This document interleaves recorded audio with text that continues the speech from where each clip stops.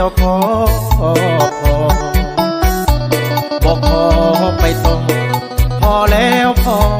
บอกกับหัวใจให้น้องไปหมดบ่เหลือความดีให้ไผน้องเป็นหญิงคนสุดท้ายเพราะอายตายย้อนความดีหยุดที่ตรงนี้เอาไว้เพียงเจ้าเท่านั้นเป็นคนสำคัญของอายเท่าสู้ชีวิตตกทุกข์ได้ยากน้องสู้กับอายเต็มที่ยามจนน้องนั้นหากดียามมีบอกเคยลายใจพอหยุดเอาไว้ถนนของความเพลิดเพลินพอขีดเลือกเส้นทางเดินกับน้องบ่ต้องมีภายมีเจ้าคนเดียวเท่านี้อายก็ภูมิใจโลกนี้คงบ่มีใครมาแทนเจ้าได้แม่ขวัญชีวิต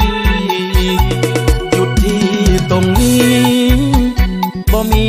เส้นทางสายใหม่พบคนถึกใจเก็บเอาไว้บ่ให้ห่างนี้น้องคือนางเอกขวัญใจผู้ชายคนนี้น้องเป็นหญิงที่แสนดีอ้ายจริงขอเป็นเพียงน้องคนดี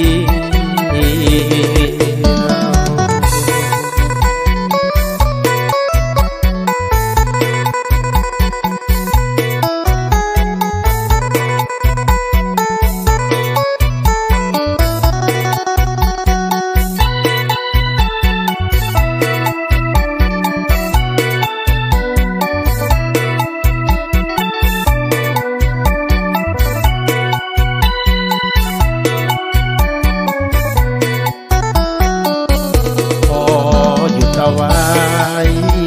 ถนนของความเพลิดเพลินขอขีดเลือกเส้นทางเดินกับน้องบ่ต้องมีภายมีเจ้าคนเดียวเท่านี้อายก็ภูมิใจโลกนี้คงบ่มีใครมาแทนเจ้าได้แม่ขวัญชีวิตหยุดที่ตรงนี้บ่มีเส้นทางสายใหม่พบคนถึกใจเก็บเอาไว้บ่ให้ห่างนี้น้องคือนางเอกขวัญใจผู้ชาย